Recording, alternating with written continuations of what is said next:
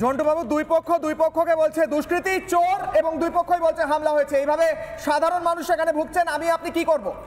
দেখুন, আমি একটা সময় কোচবিহারে চাকরিরত অবস্থায় বামেদের সময়ে আমি দেখেছি উদয়ন বাবুর গুন্ডামি ওই সময় বামফ্রন্টের ব্যানারে কোন জায়গায় ছিল। ওই যে পুলিশের দিনহাটা, একটা সময় বামফ্রন্টের পুলিশের গুলিতে ফরওয়ার্ড ব্লকের, তাদেরই শরিক ফরওয়ার্ড ব্লকের অজস্র সমর্থক খুন হয়েছিল এই ক্ষমতায় যাওয়ার আগে আগে।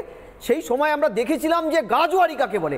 কোচবিহারের একটা নতুন ঘটনা নয়, কোচবিহার শান্ত শিষ্ট উত্তরবঙ্গের এই মাটিতে আজকে যে সন্ত্রাসের চাষ, যা সন্ত্রাসের চাষ, আমি জানি উনারই লোকজন তো এই হুজ্জুরিটা করেছিল বলে পুলিশ বাধ্য হয়েছিল গুলি চালাতে। বললাম তো, এবার বলছে যে আজকে এই যে শান্তশিষ্ট কোচবিহারের মাটিটায় যে সন্ত্রাসের আমদানি তৃণমূলের নেতৃত্বে করা হচ্ছে, এবং আমি জানি না আজকে কারা কোন ইনিশিয়েটিভ নিয়েছে, কিন্তু আমি তোমাকে বলি, পিঠে খাওয়ার, মহিলাদের পিঠে বানানোর জন্য পার্টি অফিসে ডাকার একটা উদাহরণ, দ্বিতীয় একটা উদাহরণ কিন্তু আমাদের কাছে উঠে এসেছিল কোচবিহারে।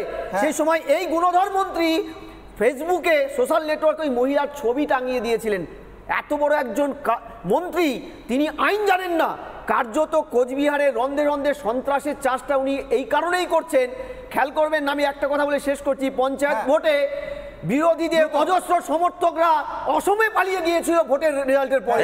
এই গুণধর বাবুর জন্য এই বাবু দায়িত্বশীল নাগরিক হয়ে রাজ্যের মন্ত্রী দায়িত্ব মানে তুমি কেস করেছিলে। আবার বাজে কথা, আবার বাজে কথা হয়ে যাবে। ব্রেকিং নিউজ আমরা দেখলাম এই মুহূর্তে। আবারও শুনবো তৃণমূলের প্রার্থী জগদীশ চন্দ্র বসু নিয়ে, অন্যদিকে নিশীথ প্রামাণিক, দুজনেই কথা বললেন এক্সক্লুসিভ রিপাবলিক বাংলার সাথে। কি বললেন তারা, রিপাবলিক বাংলাকে শুনবো। জগদীশ বাবুর এখানে কোনো দোষ নেই। জগদীশ বাবু যত প্রোগ্রামে গিয়েছে, জগদীশ বাবুর সাথে কোথাও এই ধরনের ঘটনা হয়নি। আমরা কখনো মুখোমুখি হলেও এইরকম ঘটনা হয়নি। কিন্তু উদয়ন গুহ যে কাজগুলো করছে তাতে জগদীশ বাবুর ভালো হচ্ছে না ক্ষতি হচ্ছে, এটা জগদীশ বাবুই ভাবুন। ওনার কি তাতে ভোট ব্যাংক বাড়ছে না কমছে, এটাও ওনার ভাববার বিষয়। কিন্তু আমি বলবো যে এখানে পুলিশের ল্যাক রয়েছে। দু পার্টির কার দোষ কার গুণ সেটা আমি বলবো না, আমি বলবো পুলিশের এখানে ল্যাক রয়েছে। পুলিশকে ডেপ্লয়মেন্ট ঠিকভাবে করতে হতো। ওনাকে, উনিও মন্ত্রী, ওনাকে নিশ্চয়ই পাস দিয়ে নিয়ে যাওয়ার দরকার ছিল।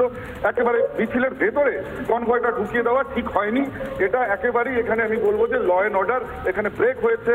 এই কাজটা পুলিশ ঠিক করেনি, এবং সামনাসামনি যে বারবার এই ধরনের ক্ল্যাশগুলো হচ্ছে, এটা কেন হচ্ছে এটা কিন্তু ভেবে দেখবার প্রয়োজন আছে। ঠিক, জগদীশ বাবু কোনো উত্তর? হ্যালো, বলছি মিছিলের মতো হবে, সেখানে পাশ দিয়ে গাড়ি যাবে, সে যে কারো গাড়ি যেতে পারে।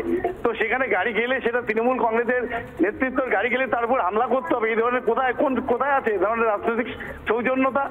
কোনো রাজনৈতিক সৌজন্যতা বোধ বিজেপির মধ্যে নেই। যেখানে যাবে সেখানেই ওরা মারপিট, গুন্ডামি, এইসব বদমাইশি করবে। এটা কোনো রাজনৈতিক কালচার না, শিষ্টাচার?